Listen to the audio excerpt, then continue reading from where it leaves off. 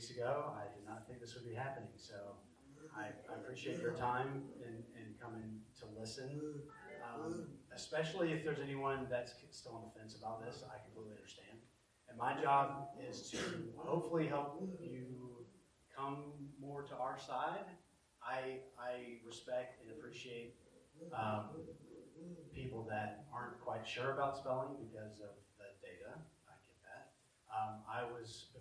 My person, you'll hear me use the term, my original speller, I'm keeping names private for a reason, but when I use the term my original speller, I'll use that a lot. I'm talking about a family that I grew up with. So 18 years old, graduated high school, didn't know what I wanted to do, and 6-year-old autistic friend of mine that was a common connection. They needed help with their ABA run program in their basement. So I learned on the job with my guy, 6 years old, like I said. 18 years old for me, didn't know anything about autism. So then I learned the ABA stuff that they were doing in the basement, just on the job training. And their parents were lucky enough to get a shadow for him at school. So I was able to go into school with adapted schedule with him and see kind of the good, bad, and ugly of public school system. That was pretty eye-opening for me. So I got to do a little bit of everything before spelling even came into the picture. It was about, when he was 19 years old is when he went to a workshop. I was in a completely different industry for a few years, and his mom, I stayed in touch, said, you've got to come see this spelling thing we're doing. And like many of you parents, you probably said, oh yeah, okay, another thing we're gonna try. And I knew my buddy just like a brother. So I almost didn't go see him spell, and the day I saw him spell, it changed my life. And it's probably the reason I'm standing here today, is because I'd grown up with him from 6 years old to 19, seeing this very he was a hand biter, so very self-aggressive, very non-reliable speaker, just many things that I would see, or me and his parents would experience, were like, did you see how he laughed at that thing? Like, we didn't know he hadn't spelled yet, so we didn't know he was so intelligent. And so he would give us these signs of the intelligence, and we always kind of knew something was there, but then when we saw him spell, it was, again, life-changing. He was a unique case in that we had built, or his family had built this poking, just touch letters over and over again. They didn't know what they were doing. And when he got in front of a professional, Elizabeth Fossler, who many of you may have heard of, she took him to the next level, and he was able to show his intelligence. And so from the second I saw him spell his first word, I was a believer, right? Because I'd seen this guy struggle his whole life, not be able to do this, do that. And so for me, it was kind of easy.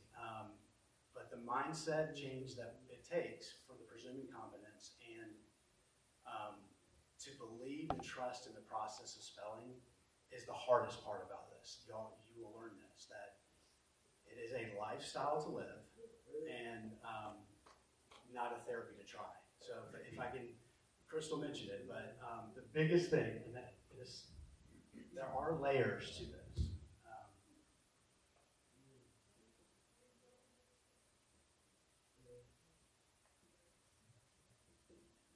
All right. So everyone that is in the spelling community knows what the presuming competence is, but just quickly, it's the idea that all of our friends, no matter what's going on around them, are listening and are paying attention and absorbing everything around them. Emotions, just energy is going to be a big thing we'll talk about. But the presuming competence piece is the number one thing you have to do before you even pick up a letterboard. You have to believe in your person, and they will know when you sit down with them if you presume competence. It's not going to be this immediate thing that happens. You're going to get a lot of resistance, okay, when you get into all this stuff. But the presuming competence piece has to remain number one. And again, there's layers to presuming competence. Number one is that they're always listening. And that's one that's kind of easy to accept, is that no matter what radio station you got going, what TV's in the background, what, quite frankly, unfortunate conversations that are going on around them, they are listening. And they have to mature pretty fast. And this is only from what they've told me, that they understand all of our human emotions better than we do, and they depend on us to be regulated while we're spelling with them. And that is one of the big pieces when it comes to holding the letterboard. We'll get into all that. Why do you have to hold it compared to just laying it down? It's the biggest question I get, and one I wish I could answer easier because it would make my job easier. But it's just the presuming competence piece. I can't say it enough. That one, you're always going to presume that they're listening, and then we're going to get into other layers too when we get into a lesson. What I thought I would do is kind of pretend that you are collectively a new student of mine that I'm meeting for the first time, so I can walk you through what a lesson looks like, how you presume the competence, step by step, and actually use some questions that I would typically with I usually do this type of lesson with someone the first time. All right, so we have to presume the competence, and this means when they are at the worst, you're calmly talking to them. I understand you can't control your body. You might be really frustrated, but this, like just talk to them like you would your neurotypical friends or family or other clients. And I was just talking to Christopher about this. It's the presuming competence piece that I noticed with each new friend, that they start giving me the eye looks when I'm talking to them like a 7-year-old, or talking to them like a 15 or a 32-year-old. I'm never going to talk to the 32-year-old like a baby, or the 7-year-old like a 32-year-old. Now, granted, it helps to have my kids are kind of helping me along this process with these younger spellers and trying to stay young at heart. But treating them with respect and treating them with the ability that they can learn, you're going to see a difference in their behavior. They take things to heart. So when you go into a session, professionals, and you're just constantly, if you might have stress of the day, you might have stress at home, you might have these thoughts about your person you're about to see that oh, I hope they don't do this, do that.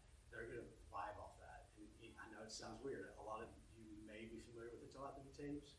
That's a whole nother can of worms we can open, but the energy part of it, I'm telling you from 11 plus years of doing this, it is absolutely 100% real. And when you kind of embrace that, it can change in such a positive way. It's changed my career. Early on, I was a stubborn coach where I compared everyone to the first speller I learned with. And so when it didn't work with that person, because I was trying to force them into the box that my one guy who taught me, when I tried to force them into this box, I kept hitting the wall, and I was thinking, what's going on? And then I learned every autistic friend is different from every autistic friend. So it really then came down to me learning as a coach in a clinic, different body types, seeing that you can almost categorize the talkers or the non-reliable speakers or the physical movers. I was lucky enough to work in a clinic setting before I started seeing clients on the road. And that was amazing to be able to start with all these steps that we're about to go through. Just hours and hours of practice with these guys. They taught me so much to where I can come and share this stuff with you. Because the only reason I'm up here is because they've been able to share their thoughts and their what drives them with me to then share to you guys. I was so nervous about starting a page in December. I think I've been doing my page for a little over a year, and a lot of my parents were like, you got to share this stuff with other parents. I was very nervous because there's a lot of flack out there. But I believe in what I'm doing, and I'm putting myself out there in the most vulnerable way because I believe this to my core. And my job is only to come tell you about it and hopefully lead you to water. I can't force you to it. I've been joking with people that I do want to be this Johnny Appleseed of this is what spelling is. It's up to you to kind of nurture and water it and let it grow. So that's what I'm going to do today is try to walk you through the lesson. So people that are familiar with spelling, this might be a little bit of repetitive talk, but it's going to be the basics of how, it's kind of a free lesson of how you get going. So if I am starting with,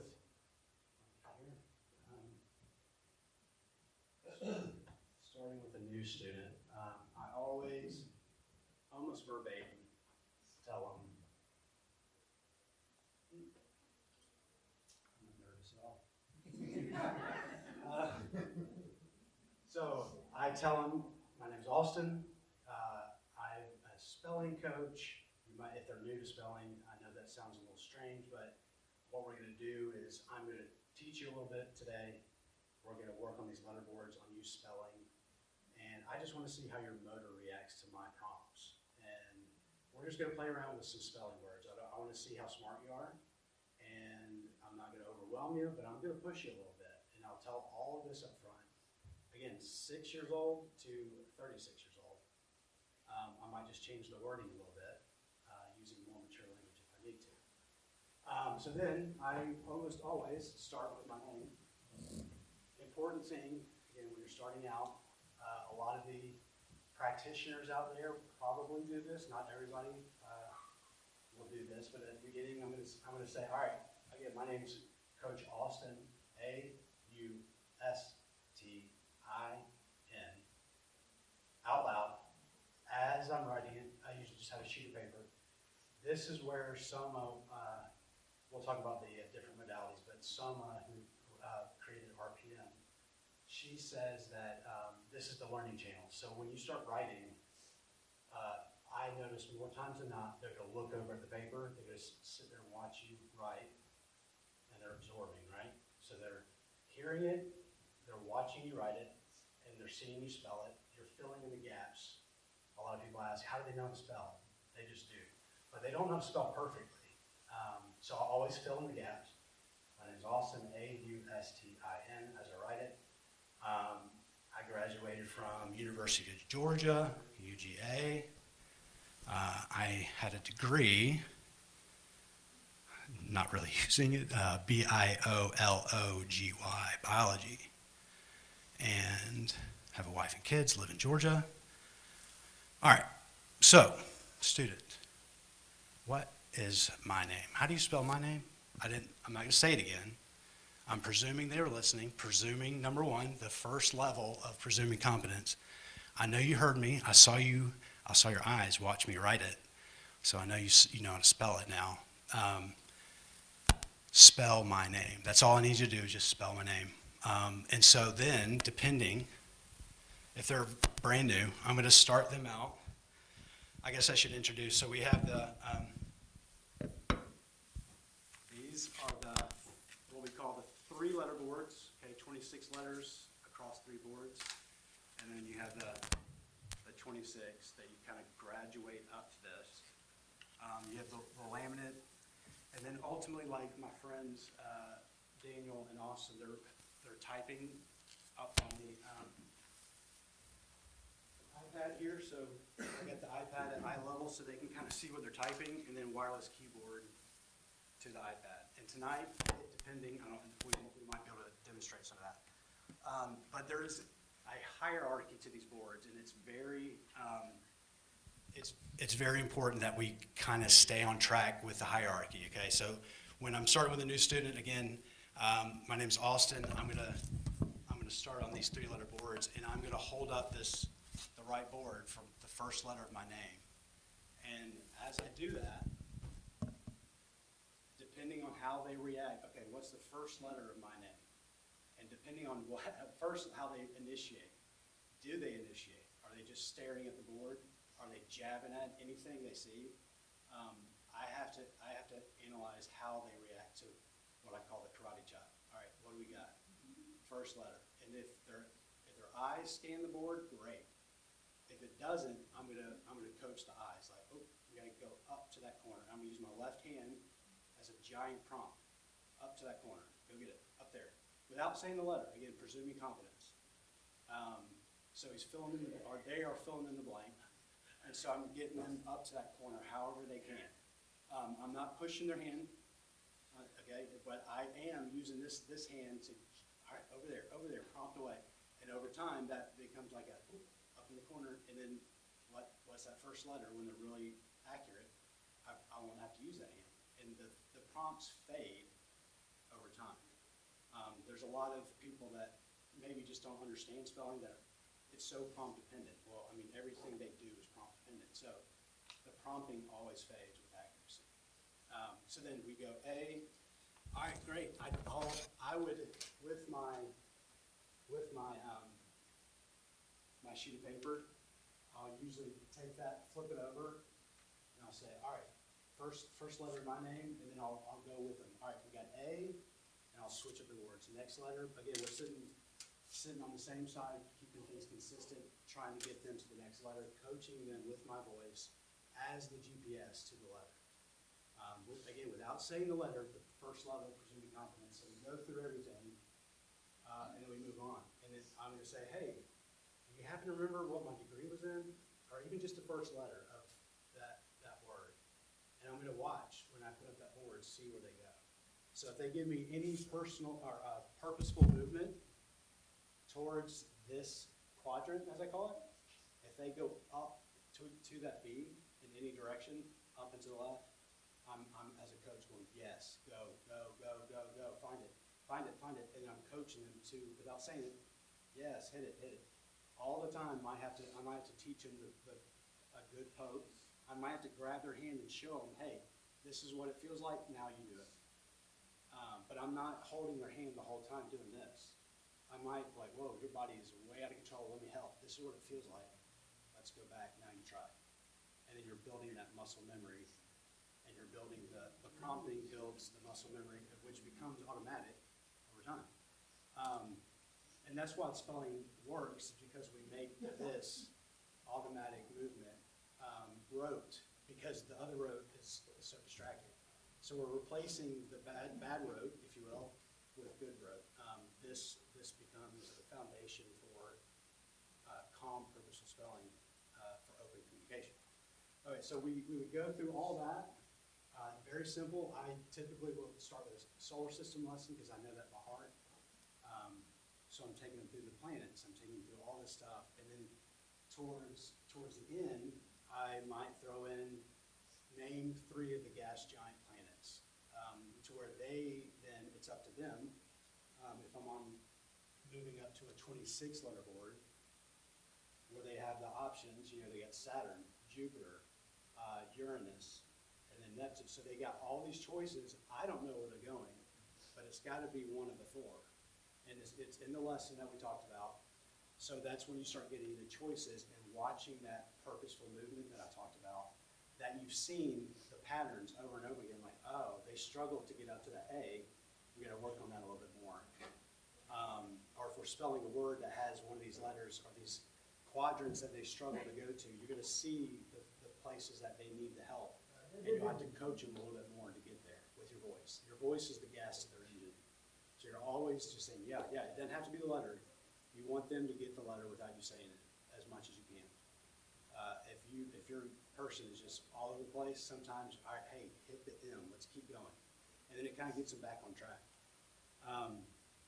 And so that's with the choices, that's how you start spreading it out. So I don't know where he's going, but it has to be this fenced-in answer. So you start learning the patterns. Everything's patterns. And so when you get this semi-open, which state would you like to visit and why? That's when you're kind of like dipping your toe in the deep end. You're like, oh, I don't know where they go. The first part is going to be easy because they have to give me one of the 4 states, but the why can be scary. It's like, oh gosh, okay, what are they going to say, or what are they going to start with, right? And that's stuff that you just the doing it over and over again will build the patterns and the muscle memory with their regulation, because again, you are the regulation partner. Now, why do we hold the boards? The energy I talked about,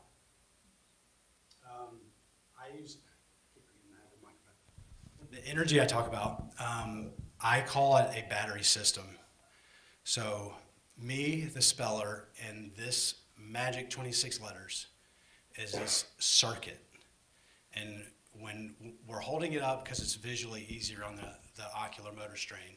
So they're only having to look straight forward. They only have to poke this way. They're not having to, although my typers are fully capable of looking down and seeing what they're doing, but early on it's hard for them to build this muscle memory with the eyes acting crazy too. So we hold it up, one, for the eyes, the eyes to be able to stabilize as best we can. But two, I'm telling you guys, when you hold the letterboard, something is going on. We're giving it energy, we're giving it purpose, we're believing in them, and it all comes together with this presuming competence. They feed off us, they know when we believe in them, and so when they start giving us their best movements, it's all working together in this circuit. And everything's connected in the right way. And when the regulation's off, the spelling's off. When you're off, the spelling's off. It's something that it's a game of chess of, okay, I think I need to calm my brain a little bit because they're feeding off my energy. It's so important not to come into a spelling session with your baggage, which sounds impossible, and it kind of is, but it can be done. It's like you choose when sometimes you have to get an answer on the letterboard. Hey, we got to go to this, we got to meet so-and-so at this restaurant, do you want this or this? You might have to put a little pressure, but if it's a bad day, wait till you're both kind of calm to go into spelling, because the energy is just going to be completely off. And so the energy piece, though, again, the energy and the knowledge of they are in there listening it's going to completely change the way they react to your request. And so with the presuming competence piece, I get a lot of, when we're doing the lessons, how do you know they were listening, right? And again, that is just one of those, that's the first level of presuming competence, is knowing that every intentional thing that you speak to them, they will hear. They might pretend like or they might not look like they're listening, but they're absolutely listening. And so when I have people that walk around as I'm talking and reading my lessons, I don't care. I might say, hey, we got to come and sit, but I don't mind if you move around as I'm speaking and writing things down. I've had no issues whatsoever of having someone walk. It's like I'm not a person that forces someone into a chair. But it is good. Like if a lot of our friends who want to have these presentations and want to sit in college classes, you kind of need to sit still for a little bit, even if it's hard. So there's this give and take of, you don't have to conform to this sit, be still. But if you want to have these goals and dreams, sometimes you kind of have to work on that body control as much as you can. So the easy one-word answers advance into these semi-open questions that then open the door to open communication, and that's the fun part, but it's very nerve-wracking. And I think one friend told me, Mom was asking, why are you spelling so well with Austin and not me, which I get a lot, and he said it so well that I come in with a puppy dog attitude of, I got my own life going on. I don't have the baggage going on with a family, and I know it sounds bad, but everybody's got it. And so I come in with a clear mind compared to Mom or the practitioner who's ingrained in the thing. So I get a lot of things that maybe parents won't, because my head is not wrapped in the drama of what we're talking about. So I think God has given me a little bit of an ability to kind of have this chill mindset for these guys, and I think that's been beneficial for me. So it's very important to take care of yourself and your mind. When I know that's for the families, that's easy for me to say, because I do not have a autistic or special needs child. I may do this 24/7, or not 24/7, but you live it 24/7. I do it as a profession. So your life is complicated, and it's not my job to judge you. I'm just here to help you with the spelling as much as I can and tell you that it works, and to pick you up when you're feeling low and this seems tough, because you have to do spelling as you would anyone who is deaf. You would learn how to sign language, right? This is no different in that you're learning to communicate with your person, and this is not some therapy to try. You have to do it daily. And there's ways to do that. There's ways once you get into the spelling and the accuracy starts picking up, the lessons are so important because it's easy to want to jump to the personal and the emotional stuff that's going on in their lives. But you can't get there if you don't follow the roadmap of the hierarchy of the questioning, the teach ask, the spelling that leads into the semi-open and then the open. So many coaches and so many parents have just gotten lost because they want to get to the good stuff. Like, what is going on? Why are you upset? Why are you happy when you maybe should be upset, you know? It's those things that we want to know so bad that can derail ourselves because we didn't go through the process of following the steps. So that's extremely important. The biggest thing that my parents run into is the wall of like we get to the semi-open kind of thing, but then we can't go any further.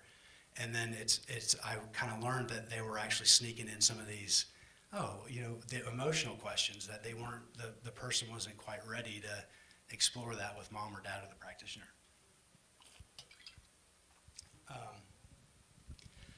But I started with my one family that they taught me the basics and most of the things that I needed to be successful at this. But then every family that I worked with that followed that same process, even though I was trying to squeeze them into my friend's mold, he was different than all of them, the process itself works. But if you go off the rails and try to do your own thing, is when you kind of fall back or progress seems to be stalled. So it's one of these things that I can't emphasize enough. Of like my parents will ask me, I tried this, I tried that. What I'll ask them, what question, what were we all talking about the lesson? Well, we did a lesson on this, but then I wanted to ask him about his grandmother, this and that. And I'm like, okay. You can't, you're not ready for it. And it's frustrating for parents to hear that sometimes when I tell them, you're not, I've seen you on the boards, and no offense, you're not quite there. And it's a patience game, because I've had friends that, one in particular I just did a video on, that he's been spelling for almost 8 years, and he didn't get open until recently, 6.5 years of just poking, and something clicked. And as a coach, I can kind of tell, because of the experience, I can tell when something clicks, but I can't explain why or when something clicked with them. And that's what I find with most of my people, is that they either click right away, or they're going to be a long-term kind of a person. And there's nothing wrong with either of them, because they both work, no matter which path you're taking. As long as you're following the process, you will be successful at it. All the families that are open with their spellers followed the same process. And when I talk to them, I'm like, yep, all right, good, you did that. They tell me the stories. And I'm here to kind of share those success stories with you. I'm approaching 200 families that I've worked with spelling. And the ones that have fallen off, I'm saddened about, because there's so many good spellers that were on the brink, and then life happened, or mom or dad pulled them out because one, they didn't believe yet because they weren't showing the signs, or again, life happens. So a lot of therapies kind of, they kind of fall in and out. And that's why I try to tell people, I may be a coach / therapist, but this is a lifestyle that I'm trying to coach you parents or practitioners, that anybody can do this. It's just a matter of doing it daily and believing in the people. They will know. And I think that that's a great thing, because they're going to weed out the people that don't have true of heart intentions with this. The data that people want to see, I think a lot of that has been a struggle, because they know a lot of the tests that they set up are set up for them to fail.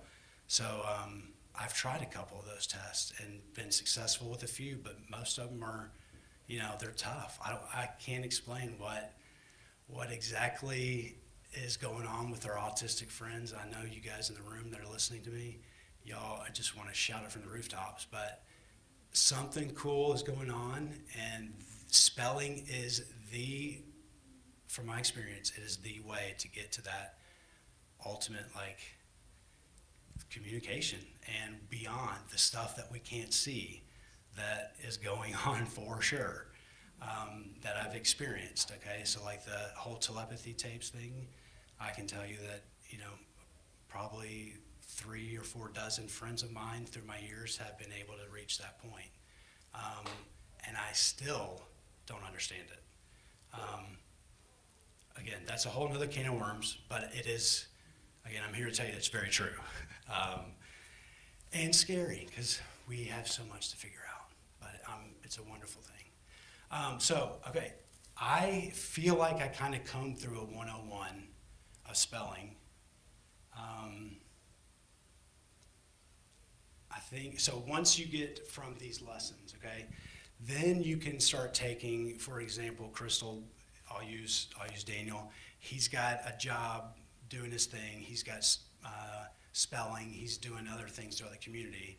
You can then take, if you're still learning, you can then take the daily activity of, say, the calendar or the people you're going to meet or the things you have to get at the grocery store. You can turn those things into a lesson to keep working on the daily stuff. Take the board with you when you're in the grocery store, at the restaurant. Let them actually choose what they want instead of just forcing chicken nuggets and french fries on them. That's what we've always done. It's the easy thing to do. But I have so many open communicators, and one of the first things they talk about is diet. And even my in shape kind of friends they all have their vices with food. And it's usually, there's only a few that I know of in my inner circle that are eating the good stuff. It's usually most of the junk, right? And it surprises me every time, because I think, really, you want to eat more vegetables? And then I find out that they need help eating the food. They need someone to fork the food and put it in their mouth, and then they eat. It's like, wait a minute, what? So the textures, all that stuff you find out through the spelling. My original speller taught me Chick-fil-A salad. He kept seeing people eating it. And then one day he says, I want a salad. I want to buy that salad. And we're like, yeah, right. Like, no way. Chicken fingers and french fries, that's all he ate. And then he told us, you have to put it on the fork, and then you have to put it in my mouth. And we didn't believe him, and we followed his directions, and he eats anything now. But it was that one bite of Chick-fil-A salad through the letterboards that changed his whole eating, probably for the rest of his life. Again, it's one example where I was like, what is going on with the spelling? This is so cool. What's up, dude? Come on in. You make a bag of chocolate. Come on in. Yeah. Okay, so I think I've kind of covered the basics here. The daily living is going to be important once you get to a point of communication, to where you're starting to let them make their choices. Again, that with the presuming competence, I mean, that's the ultimate presuming competence, is I'm going to let you choose. And what you choose, you have to stick with it.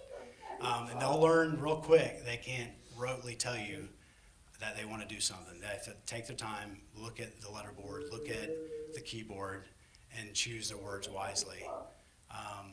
I have a segment that I do called Rubber Meets the Road, and that's when they type out something that I would never wish for them. As one in particular, the mom would not mind me sharing. He's a pandas guy, so the flare-ups cause extreme OCD behaviors. He picks things off the carpet. So even though this floor is very clean, he wouldn't be able to walk through this room without 15 minutes of trying to pick up every little thing. He's an eagle eye too. And so it was through the letterboards that he told us he wanted to get back in the ocean. And so, as you can imagine, his parents were thinking a sand walk when all he does is pick up things. And they did it. She sent me a picture of him in the ocean, and he walked straight through. He didn't even stop.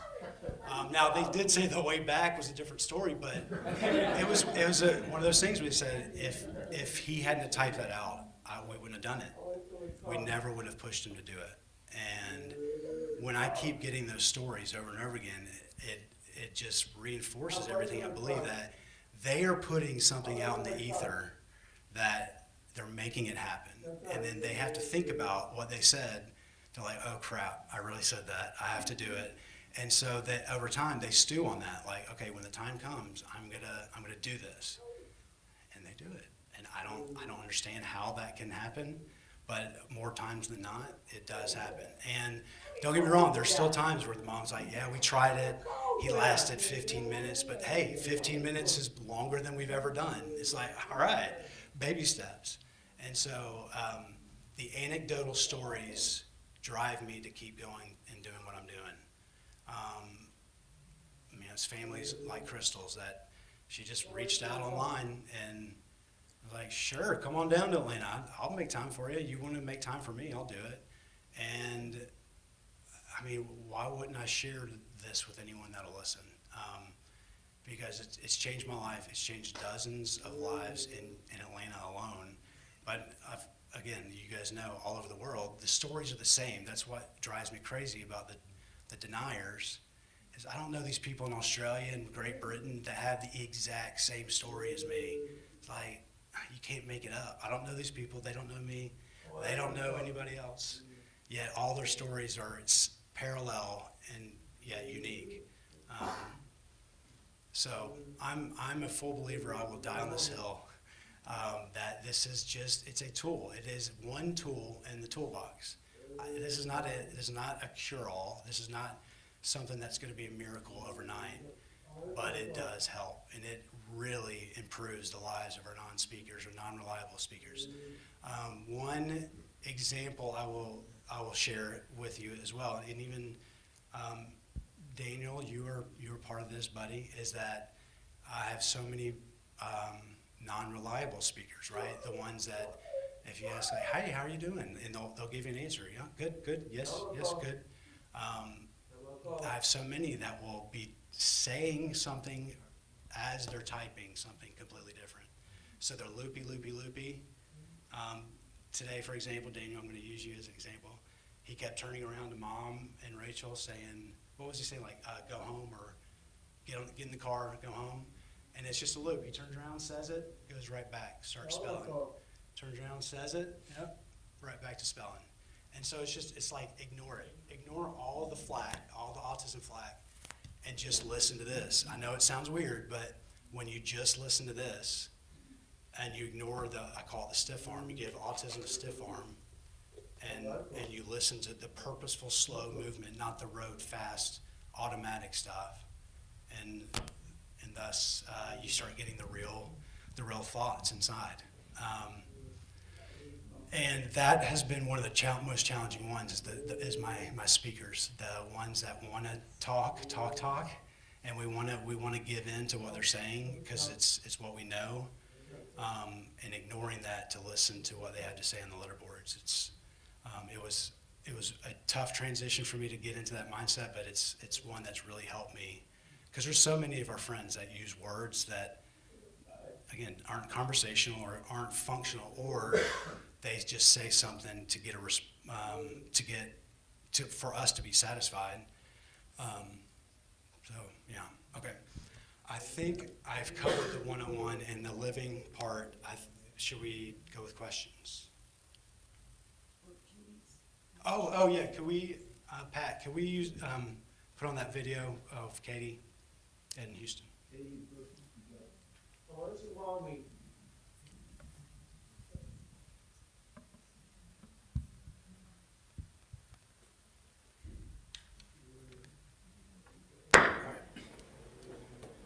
Which instrument to apply? Ready?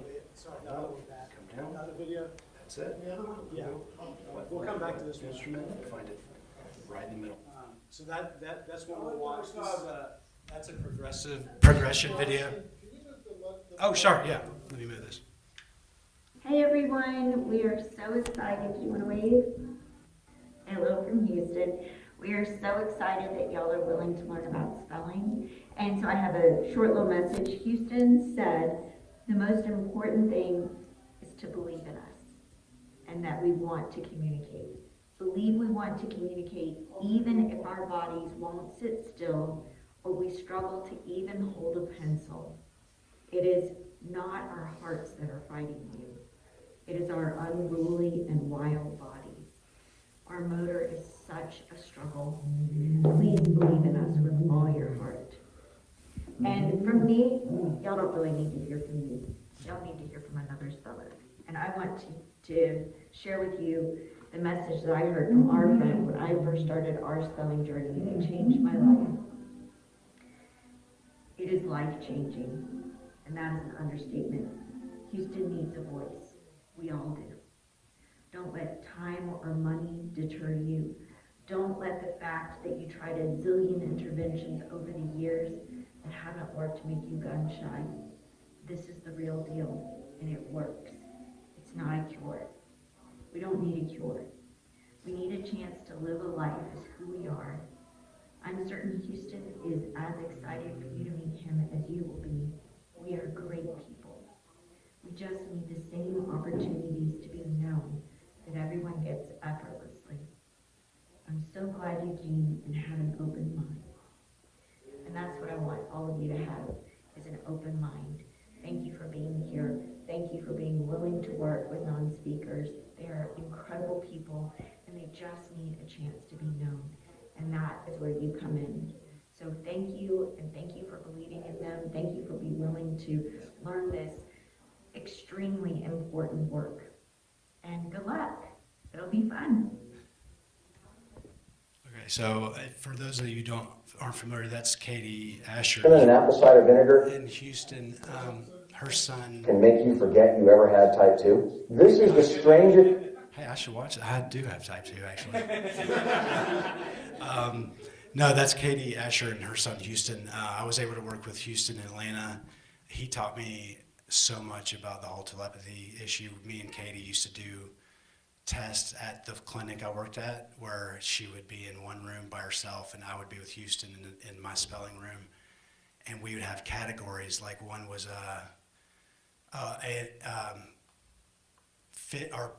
things you might see at the aquarium. And he would type with me one thing, and then he'd have to go in the other room and tell Katie the same thing. Now that one is hard. Like, I don't know why that doesn't transfer, but he'd have about 30-something% accuracy on that. But like one time he came and typed with me beluga whale, and then went into the other room with mom and said white whale. And I was like, what is getting lost in translation there? So there's like this weird thing that, again, there's something bigger than this going on, but how we gonna be able to define that, I think is, we'll get there. But yeah, I messaged Katie. She knows some people here, and just let her know, hey, I'm gonna be doing that presentation if you wanted to send a message. So I was glad she got that to me before we started today. And then I guess, Pat, you can go ahead and if you want to play the other one. So this is going to be a progression. This is, visually good for you guys to see how the process, the hierarchy of questions kind of goes. And I think I have good Which instrument to apply, ready? text at the bottom of the screen. Come up. So on. May of 2018 was our eval. What instrument? Find it.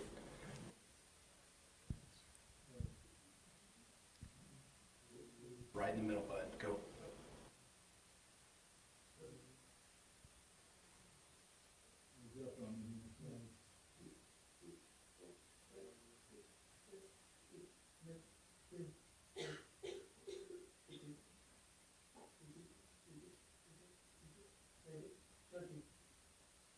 After G.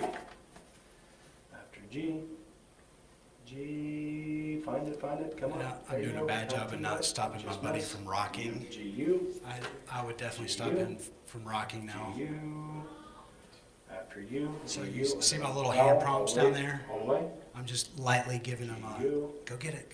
All the way in the corner, bud. All the way in the corner. He's Come on, just back learning center. to spell, to poke, G-U. too. So you see me manipulating his arm a little bit, showing him how, like, this is what I want, buddy, you got it. G-U. So he's smiling too, like he's, this is the first time I met this guy. And he's like, oh, I get it. Yes, go Shane, get it. T after T. G-U-I-T. Next letter, all the way up. Oh, all the way in spelling the corner. guitar, I think. Go get it, Shane. Go get it. All the way.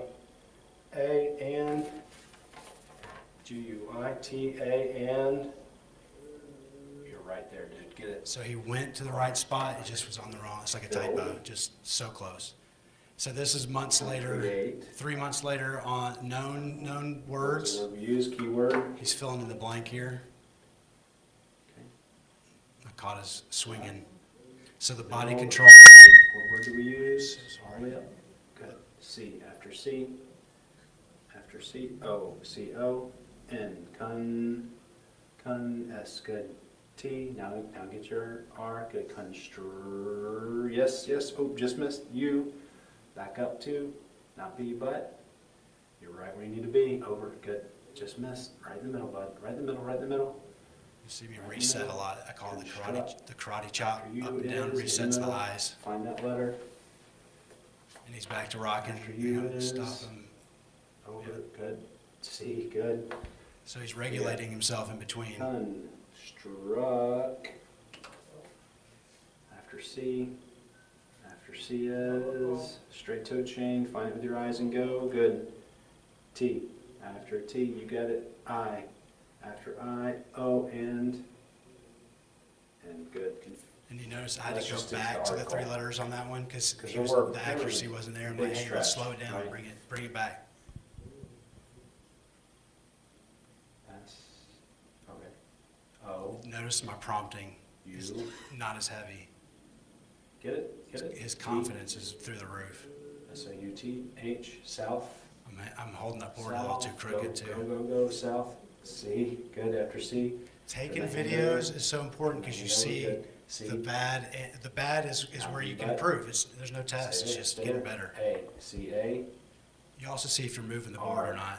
Care. Because O. I try to hold that thing rock solid as best you can. You got to make them get there, not Get it. don't help them at all. N. North Carolina. Okay. And just for the Yeah, so I was showing him process that of because he was giving me this thing like here, accuracy, ready. and so then I'm like, hey, do it like this, Build and we're that showing him, like accuracy. this is how it North feels. Carolina. Go, And then go, you gotta- go, all the way. Turn the hand over. Good. All the way up. A. That's just for consistency. N. D. And N.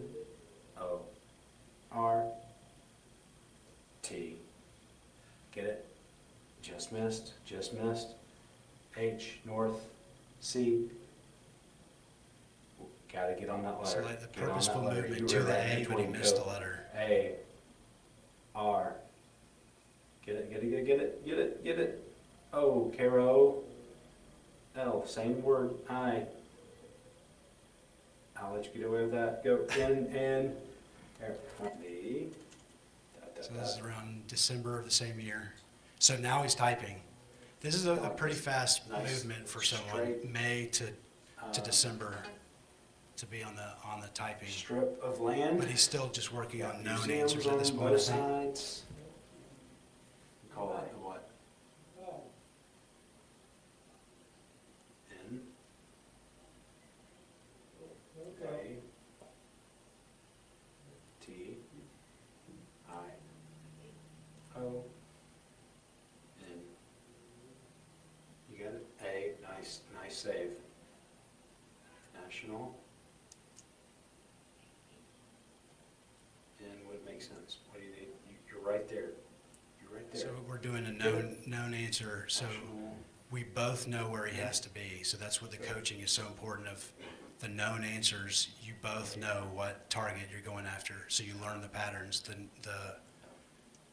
all the stuff that the stems they might have. They might loop on a word. Excuse you.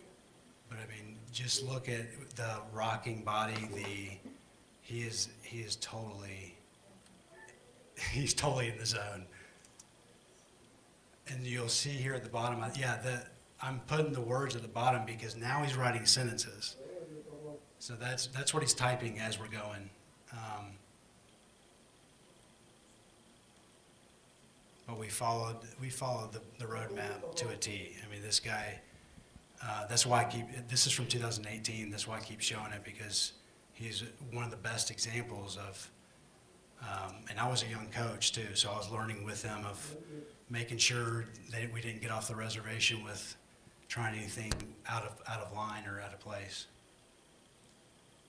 But I mean, he's spelling foreign by himself. It's unreal. So, actually, there's,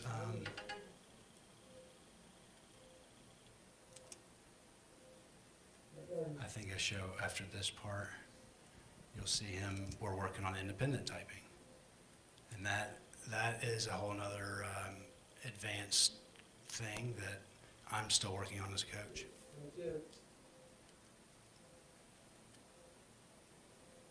So with the punctuation.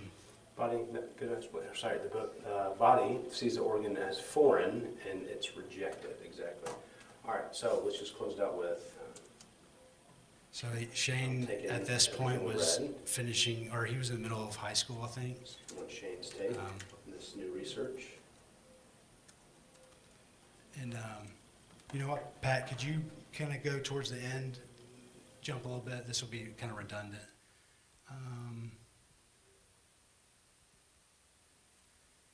I wanted you guys to see the independent, because that is really fun, but it is so tough. The battery system I talked about is like you go in there and you take out one of the circuits, like you take out the flash or the batteries, the flashlight. There it is, right there. That's perfect.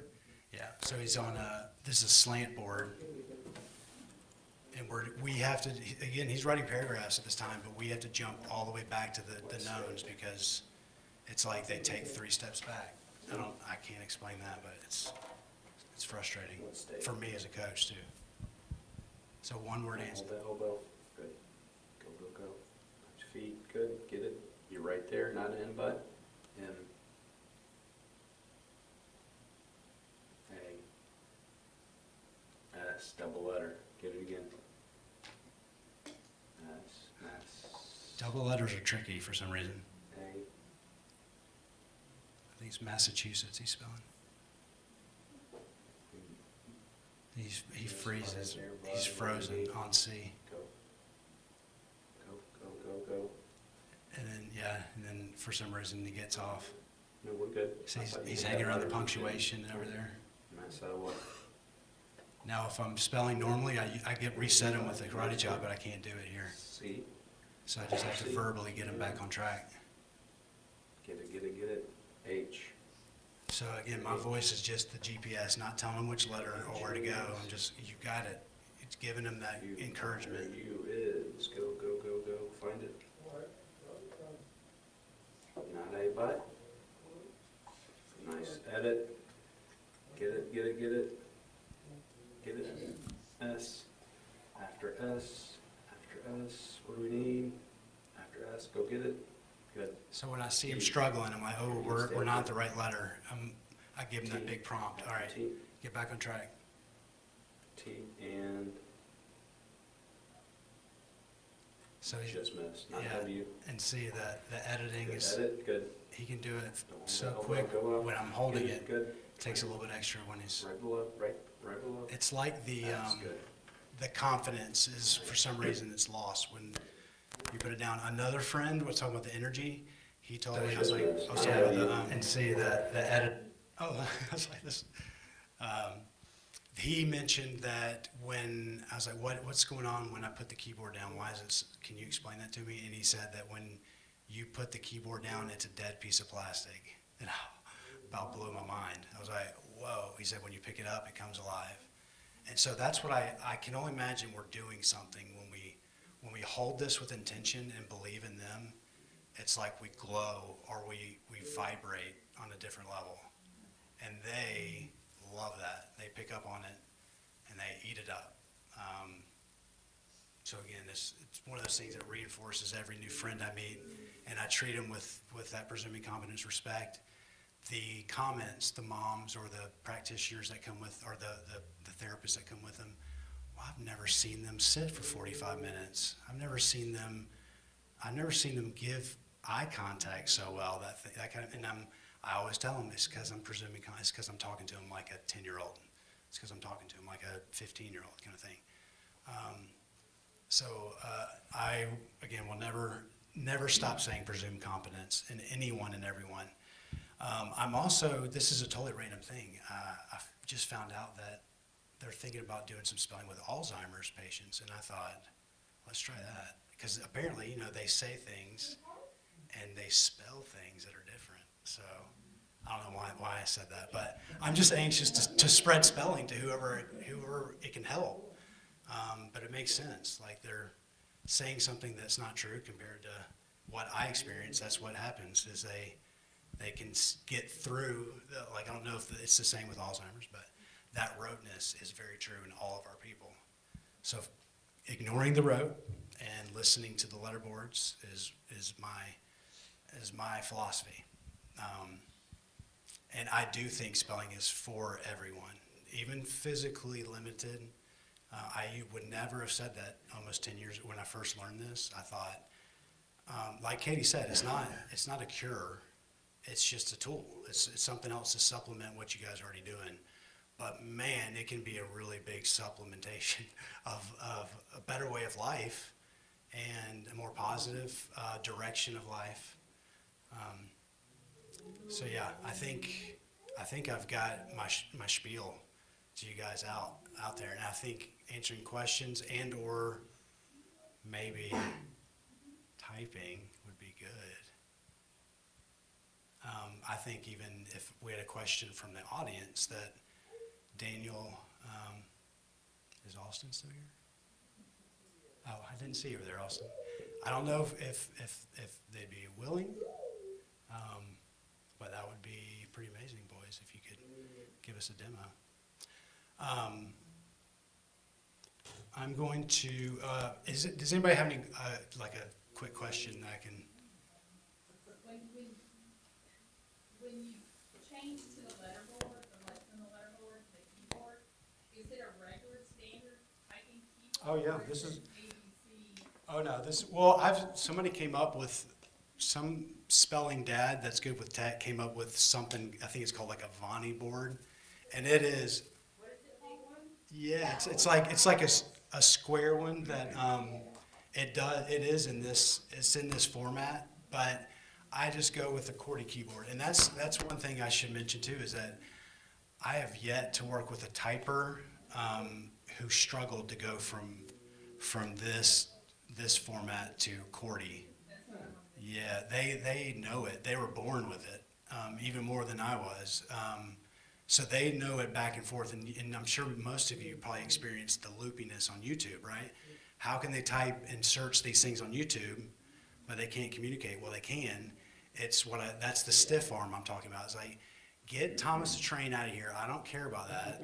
Slow your spelling down and be like, what do you really want to watch? What was it? What did Daniel say? Oh, Daniel said he wanted to wean himself off of videos for infants. He says that as soon as we're done spelling, he goes and watches his video, right? And it's one of those things where I'm presuming competence. I know you mean that, but you got to regulate. Go do your thing if you have to. If you start getting like crazy eyes of like Houston, if he grabs your phone, it's like a drug to him, and he will get almost aggressive. Like, I've got to watch this.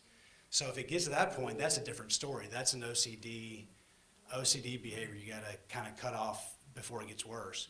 Whereas my original speller who taught me everything, his was Toy Story, and also Barney. And he flat out told us one time, "I hate that effing dinosaur." But sure enough, when he went home, he has an iPad that it's the Barney iPad. He would go and put it on, and it would be in the corner, but he would go do his thing. And almost all of them say it's a comfort blanket. It's like a song that we hear, and like I get chills talking about it. Like they have this comfort, something is comforting to them, and they've all explained, because it's all the infant stuff, right? That time when they were learning, like, oh, they don't understand what I'm trying to tell them.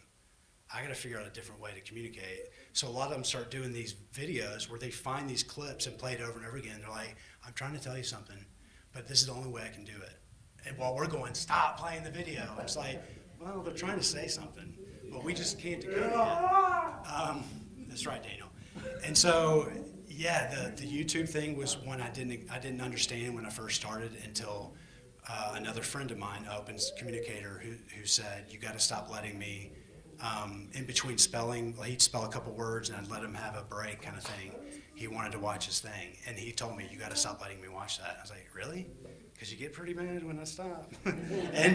and so he was a physical guy. So that as a coach, I was like, all right, I kind of have to put my ego in the back seat and really push this guy through to not watch his video and let the spelling becomes the regulation.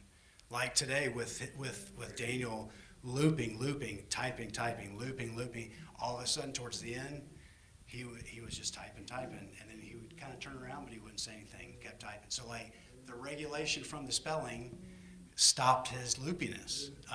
It still picks back up, right? But for a moment, he was calm, collected, ear-to-ear grin, because he's saying something that he had been thinking about for a while. He was like, I can't wait to get this out. So yeah, that was a long-winded answer to your question. Yeah, and that's the thing is, any question I'm going to tangent. So if you need to bring me back in the go ahead. All your examples were holding the board basically eye level, not having to look down and then coming up. Is that consistent across the board for most folks? Yeah, and I would probably argue that all the certifications, the OGs, I call her Soma. She started RPM, Rapid Prompting Method. Then you have Spelling to Communicate, which is Elizabeth Vossler. She's in Virginia. We have the Spellers Method out of Tampa and San Diego. And then there's a couple of ones that are popping up. You know, it's like the Coke, Pepsi, right? It's all the same kind of goal. And that, I think a lot of the practitioners that are ingrained in those programs kind of get a little irritated with me since I don't cheerlead for any one person or any one brand. I say, go with what works. It's all the same goal for open communication, and I'm going to support you either way. So I'm not here to tell you to do one or the other. You have to decide on which one, but they're all great. A lot of them depend on money and time. So certification is great, but if you get working with your person every day, you don't have to get certified. Like I got certified after the fact, and it was really just a formality. Because if you're good at what you do, it shouldn't matter what you got on a wall behind a piece of glass. Because I've heard a lot of experts in autism that have never spelled and have never worked with a speller, but yet they know a lot more than I do. And I would argue the opposite is true of just spelling. That's all I'm saying, spelling. I know that this works, and to be frank, I'm damn good at my job, but I don't know why more people can't get into this. It's kind of frustrating as a coach because I know we can help so many people. So if anybody's in here who's not a practitioner but maybe interested from hearing me talk, there is definitely need out there, and it is if I can put my business hat on, it is a very viable way of life. It can be a career. So that's business side. We need help. I need help very badly. And this job is freaking cool. It can be tough. You get a few physical guys. But again, if you can separate, I call it the twin. Like the autism twin is something that has to come with Daniel or Austin or any of our friends. Like I treat the autism twin as like, again, the redheaded stepchild, like stay away. You'll be around 24/7 for this 1 hour. I need Daniel. I need Austin. I need fill in the blank. And they react to that. They're like, I talk to their autism like it is. It's a separate entity that likes to take over the body and has most of the control. Soma has actually been talking more and more about the comparison to the stems and Tourette's. And to me, it makes a lot of sense because they say the same thing that someone with Tourette's would say if they're in a crowded theater and they shout curse words. They absolutely know that is a no-no, and they shouldn't do it, but their body just does it. in the most obscure and offensive way sometimes, and they're just devastated and like so embarrassed, and they'll tell us like, I didn't mean to do that, I'm so sorry. That's what all of them say, is that I didn't mean to hit you upside the head, sorry for pulling your hair, I didn't mean to eat the french fries off that stranger's plate. It's an impulsive, just separate entity that takes them to this place they don't want to go. And so when they, again, they don't know each other, but yet the story is the same. I don't want to be doing that. Please help me stop this. It's like the OCD is just, it's so rampant. And I think it was Daniel that said the OCD, so some parents maybe don't acknowledge the OCD as for what it is. And they see the stems and they're like, oh, he's stemming. It's like, no, that's OCD taking over their life. And they can't stop. The loops are OCD. The stems are OCD. And yes, a lot of them are regulatory, but so many are not. And so many drive them crazy. And they don't want to be, talking in the middle of a conversation, which then turns us into angry, like, I'm talking, and then they feed off that. And so that's the constant cycle they live in, is just people telling them to be quiet. They're used to being shunned and pushed away. So when you embrace them for the person they are, life changes for them. They just like, oh, I definitely want to work with this person. They're going to treat me like a 25-year-old or a 7-year-old, right? Okay. Daniel, you want to answer a question live? And then maybe I can ask Austin to do the same if he's comfortable with that.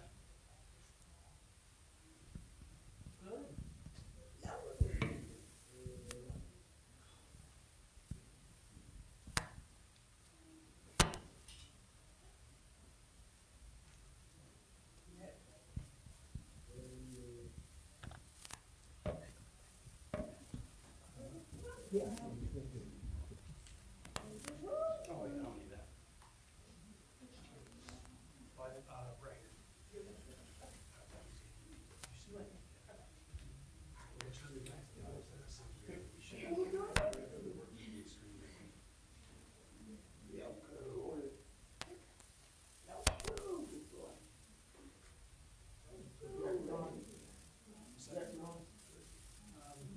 Yeah, oh yeah, sorry, the blank document we had of the test.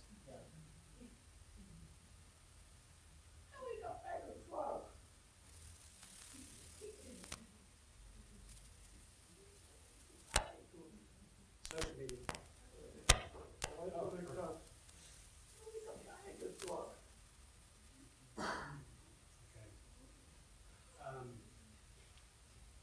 Okay. Okay. Who's got a question? Or Daniel.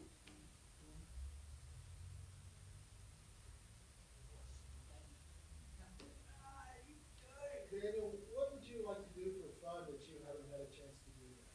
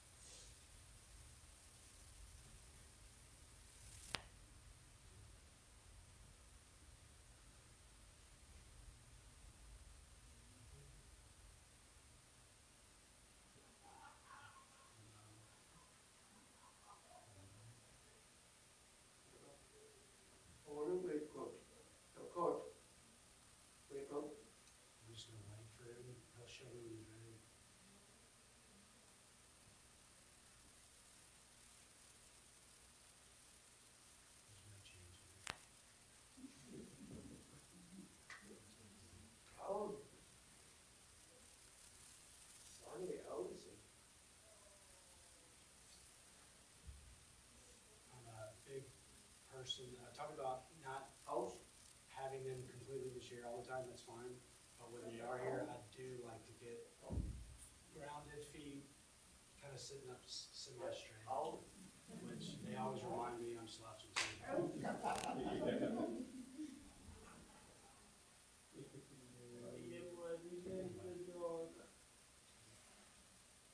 And keep in mind, Daniel's already spelled 3 times 3 hours today.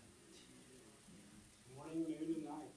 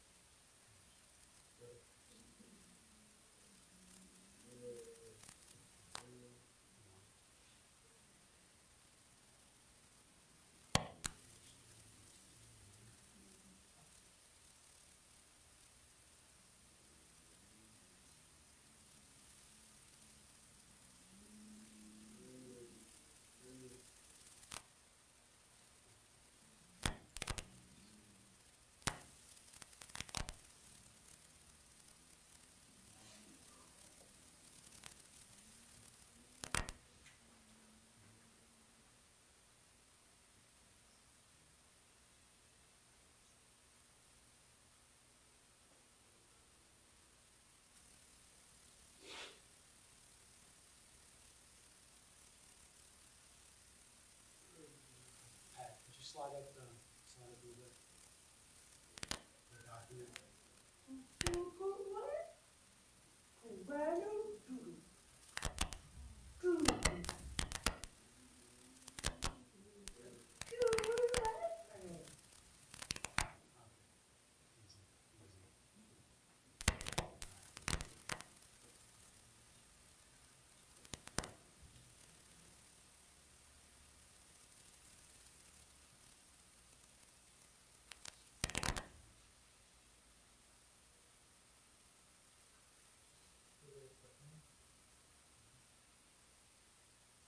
Easy, easy.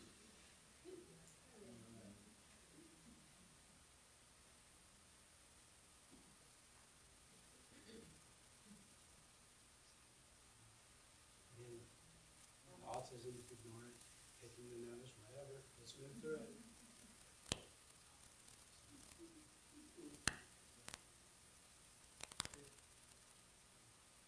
No moving.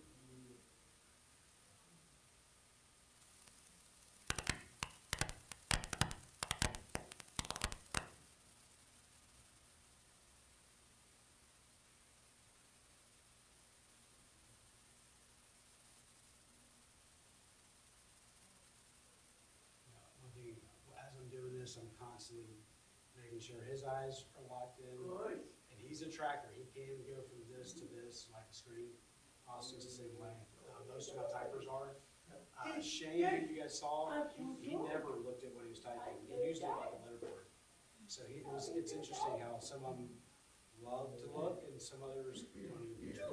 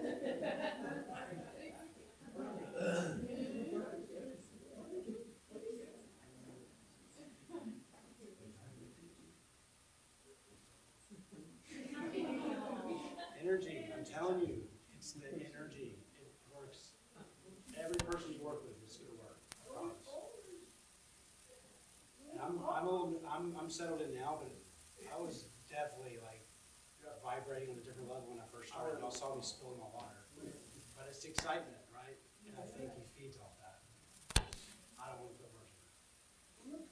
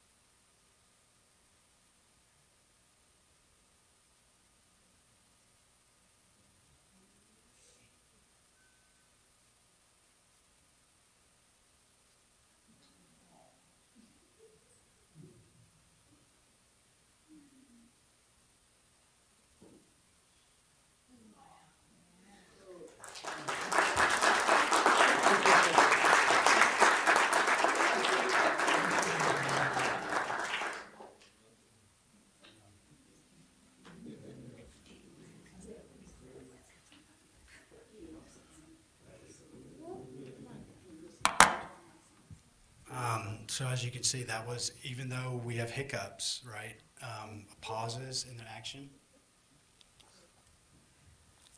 I just ignore all the autism. Autism is great, but it is not who I want to speak to. It is Daniel, right? So his distractions can take a back seat, and he will take the front seat. You know what I mean? So, all right, Austin, what do you say, buddy? You got it, buddy. Does anybody have a question for Austin?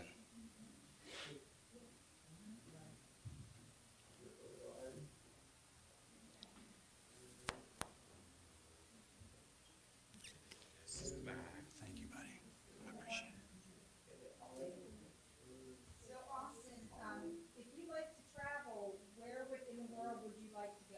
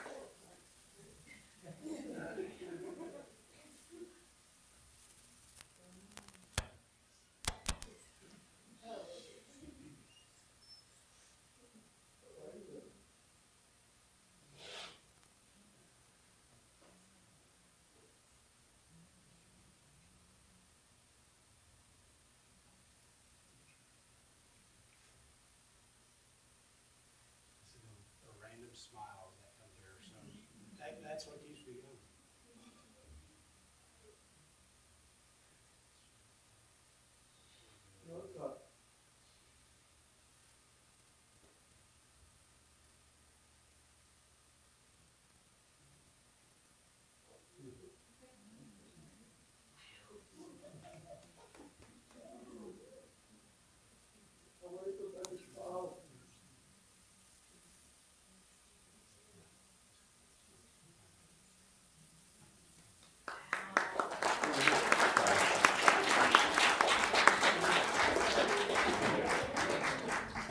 Ooh, okay, yeah. I don't want to share too much of Austin's life, but I might get to see him tomorrow, and I love his street, and now I'll know I have something to talk with him about that I wouldn't know.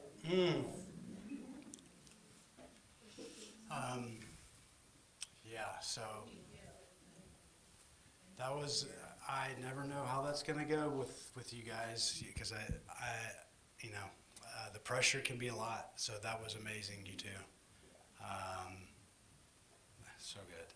And to see it is so much better than trying to explain it. So, and again, this is again the kind of the pinnacle that we're aiming for. I guess the pinnacle would be independent everything, but that's not realistic. So ultimate, independent typing, or it would be where we want to be. Right now, this is the best way to get, that I've experienced, to get open communication.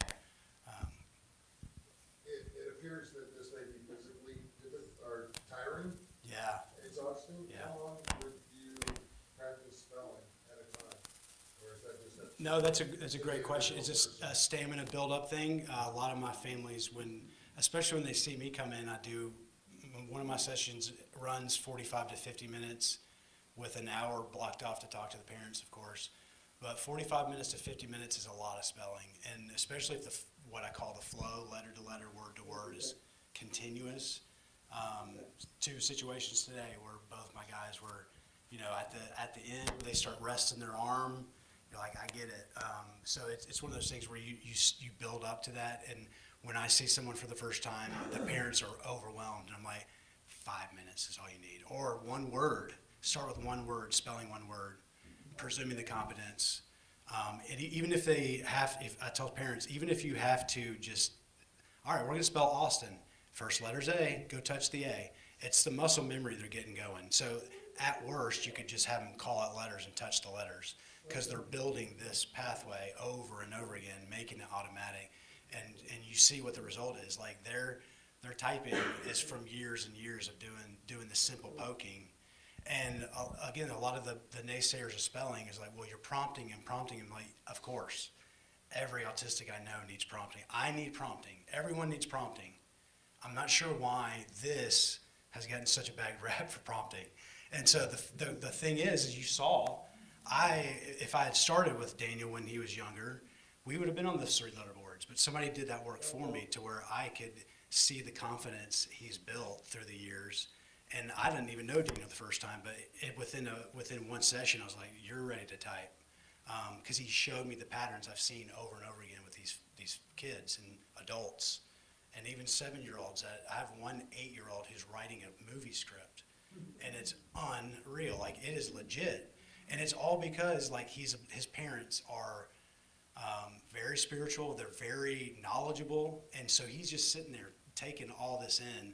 And until he could communicate, they had no idea he was listening. And now they see how intelligent he is. It's like the apple does not fall far from the tree when it comes to their intelligence. Like, they are listening to everything. So the good, bad, and ugly, they have to mature a little bit because they hear unfortunate conversations when they're little, and we don't think they're listening. And so they realize, oh, okay, I might have to mask my life for this, or I might have to approach things differently through my YouTube videos. Maybe they'll understand that. So many heartbreaking admissions they've given me of, you guys were doing the best you could with the knowledge you had. Now that we have spelling, let's kind of move forward, right? And they don't like to dwell on the past, which is amazing, because they probably have a lot of reasons to dwell on the past. And I have yet to have a typer come out and go, let me tell you about this person. It's like, it really is. It's one of those things where and sometimes clench as a coach. I'm like, "Ooh, what are you about to say?" And then it's like every time they surprise me with something beautiful and eloquent and forgiving. The grace these people have. You autistic friends have such grace and such understanding for the human psyche. Y'all understand us better than we understand ourselves. And I think that if we could, and here's again a side thing.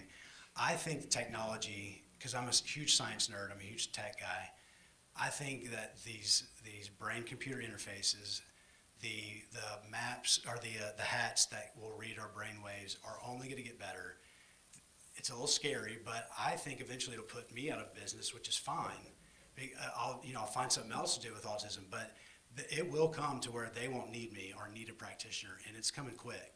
And that's exciting because then they'll, for one, I can finally say, I told you so. But, and I'm not like that. I'm really not, because I find it the most fun challenge to find somebody who's a non-believer and just be like, give me a session. Give me one session to just try again. I was talking to Crystal about this, and actually Christopher too earlier, is that I think it's going to take humility in all of us to kind of say, maybe we don't have everything figured out with autism. Maybe, ABA is not the one and only answer. That maybe AAC is not the one and only answer. Spelling is not the one and only answer. It's a combination of all this stuff. And there are definitely spelling families online that are very aggressive and very, you got to stop doing this and you got to be spelling. Like, that's not my style. You guys know your person best for the families. And if somebody were to say, is spelling right for my kid, I'll automatically say yes, but then I'll try to explain the best way I can of how I've seen it work dozens and dozens of times. But again, with the proper steps taken to get to that point. It is a pattern that is very repeatable. I just want to know, do they impromptu speak, or is it only basically prompted by questions? So, like, will they only respond to a question, or do they bring a board to you and start? Oh yeah, initiation is it's hit or miss. Each person's unique. My original friend who taught me the spelling, he started bringing us the letterboards, and we were amazed by that because the initiation is so hard. But then the strategy was we left letterboards in all these rooms, and so then he started bringing us the letterboards, which was great. He started telling us more in the impromptu. Then I do have to give you a caveat. Then it became me and Mom are in the conversation about business, trying to figure things out, and he's coming and sticking it and he's actually being rude to us now. It's like, Reese, I understand you need to say something. Hold on for a minute. Let us finish. And it's a real world kind of presumed competence. Like, hey, you wouldn't do that to anyone else if you could control the voice and you could control this. So just please let us finish. And then he's learned that way, but it has become almost a loop in itself of bringing the letterboard because he thinks that it's a tricky, it's a slow. Yeah. Yes, that was actually going to be my question. So my son has been using RPM now since 2017. Yeah. And he's had open communication now for quite some time, but it's sort of an emerging skill for him to initiate. Oh, yeah. We are starting to see that. Sure. But then above and beyond what you were saying with reading the letterboards, I was going to ask what other recommendations you give to families who want to encourage that. He recognizes the need for it, they'll flat out say, I need to initiate communication more. But then, just any additional suggestions. And then I had a comment, so it has to do with all kinds of things. Okay. So I would maybe make it kind of a routine thing if you can. To where, is there anything like is there any part of the day where he could utilize letterboards to make certain choices throughout the day? Okay. So then it might be a situation where you might be doing this already, where if it's something that he has the ability to make the choice, hey, bring me the board. Let's discuss it. Are you doing that right Yeah, currently? actually, that was one of the ideas that I thought was rather than me going to get Yeah, and I would say that like, hey, I feel like you need to say something. Can you go find a board? And again, that is motor planning he has to work on. He's got to be like, all right, don't get distracted, don't get distracted. He can't have a squirrel, squirrel. Like the autism's going to jump in and want to distract him left and right. And so if you can get him, hey, go give me a letterboard if you want to talk, or if you have something to say, and yeah, that'll become a situation. I do feel that he could, if you keep doing it daily, he'll probably do it. And like I was saying, beware that he might be trying to come and give you the letterboard when you're not quite ready to accept his words right now. Like, hey, mom's got something. Come back in 5 minutes. Like, you might not be in the right mindset. You might be, doing like full of all this stuff in your head. That you got to do this, and he's wanting to talk to you. You're like, buddy, I'm not gonna be able to concentrate on what you're wanting to say. Give me 5 minutes, and then you can mentally prepare. Like, okay, now what can we do? So you come to the table with that. Not what are we? All right, come on, let's go. That because he's gonna feed off that. So it's just practice. Yeah, and what was you said? I had a couple. So you had said you would like to see these methods used for individuals with Alzheimer's. And it reminded me, one of Stephen's CLS workers, so like one of the community support people, his last one that he had, she was studying to be a nurse, and she was working on a COVID unit, right when COVID was kind of hitting this part of the country. And she was inspired by you that she made letterboards for every room on the unit. And she said it was amazing the communication, patients that were too sick to talk, but could still communicate. And she said sometimes we could have guessed what they were needing, and sometimes we were able to solve an awful lot of problems working with. That's pretty incredible. That was such an inspiring story. Yeah. I mean, I'm using my 3-year-old right now to help me sometimes with my prompting, because he's curious. He's like, oh, what are your letterboards for? This and that. And I'm like, hey, I'm testing the waters, because I'm starting to get 4 and 5-year-olds, which to me 10 years ago as a coach, I'd been like, no, they can't. They don't know what's. But it's easy, because I had a 5-year-old for the first time, where he's running around this room. He's got a big swing in his room, this and that. All I did was pick up a book that he already had on the floor that he probably had memorized, right? But I picked it up and said, hey, check this out. We're making a recipe over here. This is SALT, salt. We use salt a lot, right? I'm talking to him like a 5-year-old, but I'm spelling out salt, and I know he's listening. And he got in the swing, started swinging. I'm like, hey, hold on. What's the first letter? In the swing, boom, S. And I was like, all right. So like he showed me right away.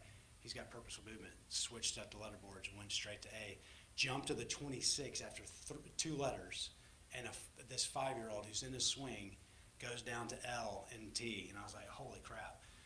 He has really good control, but he is autistic as the day is long, and he showed me at 5 years old. I'm definitely paying attention, and he could probably get bigger words, but I'm not going to push him that far yet.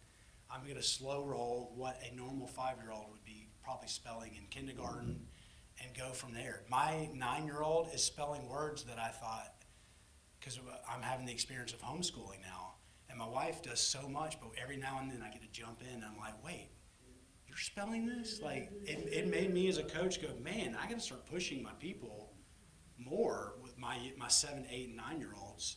So I'm able to parallel my son's education with what I'm teaching them, which is very helpful. But then growing up with my now adult friends that taught me how to be a spelling coach, I'm seeing the same patterns I did in them as I do in this new crop of people coming through. And it's pattern recognition. You talk like my friend Brett. This helped my friend Brett. Let's see if it works with you. Sometimes it does, and sometimes I strike out, and I'm like, back to the drawing board. And it's all about using my experience with this person, oh, they're showing me similar signs that they skipped this letter, they're having trouble down here in the corner.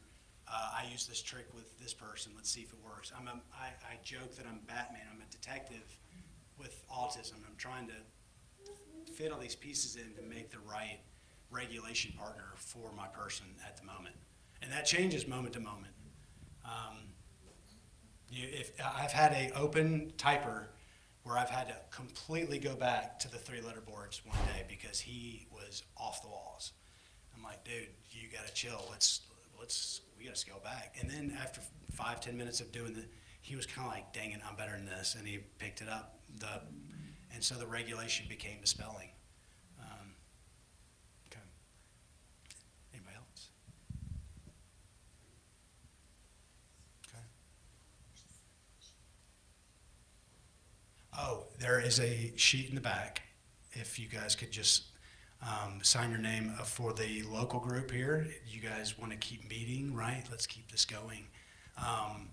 And heck, I'll even next meeting, if like one of these meetings that you guys have a ton of questions, like we'll zoom in, let's do this. Like I'm here to help you guys, I'm just here to explain anything I can to help you guys take this and run with it.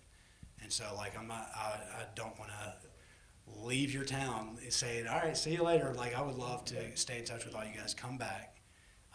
This was a total impromptu kind of thing because I was already going to Evansville for this thing. And Crystal was like, get your ass to Kentucky. I was like, all right, there's no reason not to. I'm 2 hours away from where I'm going. And when she said that she put this stuff together, I was like, well, I mean, you guys are investing in me. I'm going to pay it forward because this is the greatest thing I think that's happened to autism in a long time. And I know that things are going to catch up. Now, the movie, Telepathy Tapes, should be out this fall. Final cut is done. I was telling Crystal, what's that? I am. I was telling Crystal I was fortunate enough to see the director cut up the 12 minutes of spelling that's in the movie with me and Cedric, and it looks damn good. So I'm excited. It's hard for people to see it and kind of be like, because he started with, he knew what spelling was about because of Houston. They know Houston, but he had never spelled fully. And within, similar to my buddy Shane, now he's a special case. Telepathy Tapes was paying me to be there daily. That is unheard of for about 5 months. They had a big budget, right?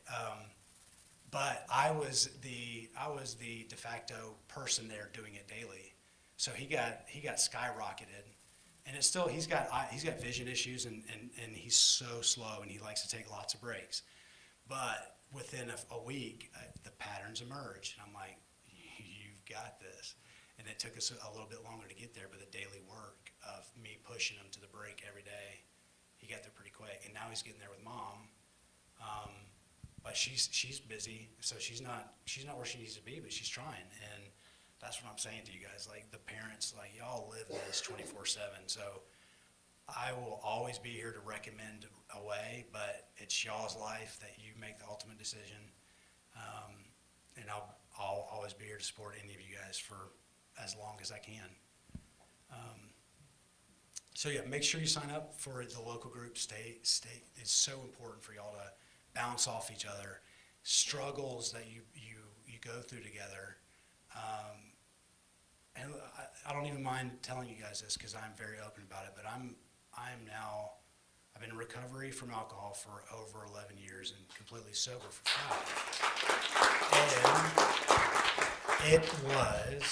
I'm completely open about it because I used to not be open about it, and they are the ones that turned my life around.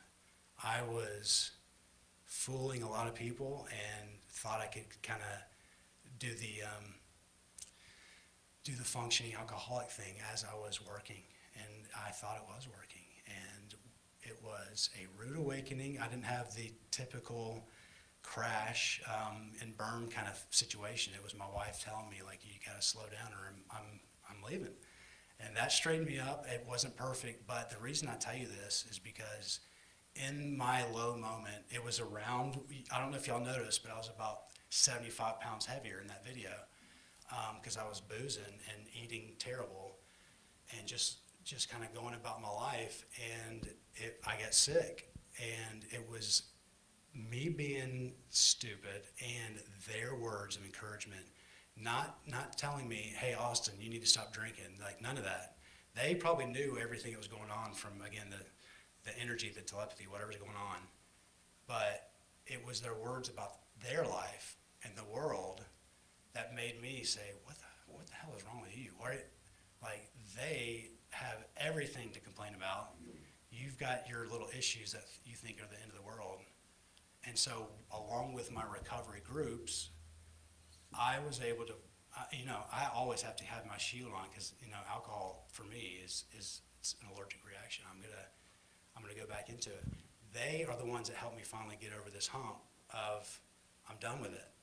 And it was because I knew I was going down a road that I had seen my other guys in recovery. I heard their stories. I knew I was heading that way. And luckily, their words of positivity and unconditional love, that's in the one episode in Telepathy Tapes, that is so true. The unconditional love they have and the grace completely helped me turn my life around. And that's why I am so open about every aspect of my life, because this whole process of spelling, touching one letter at a time, has completely changed my life. And I know I'm starting to sound like a motivational speaker, but it is so true. So yeah, the reason I'm pouring my heart out to you guys is to tell you that it's so much more that they have inside that they can share with us and turn us into better people. And it's made me a better person. I know that. It makes me humble. It makes me realize that my ego is nothing, and that I need to be humble before my God and before all these people, and just know that you all can do this too. If we kind of just embrace the presuming competence, know they're there, know they're listening, and just believe in them. So.